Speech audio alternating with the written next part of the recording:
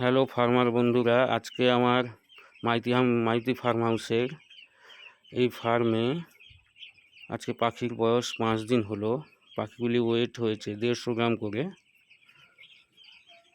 আজকে ব্রুডিং নিউমোনিয়ার ভয়ের কারণে আজকে আমি রাত থেকে তুঁতে ভিনিগার চালাবো 3 দিন থেকে 4 দিন মতো। মাল্টিভিটামিন কোর্স 3 দিন করে দেওয়া হয়েছে, নিউরোক্সও 3 দিন চালানো হয়েছে।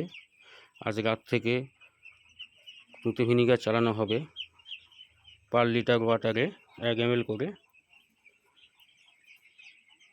এর ফলে আমার ব্রুডিং নিউমোনিয়ার ভয়টা থাকবে না, আর ইকোলাই প্রবলেমটাও থাকবে না।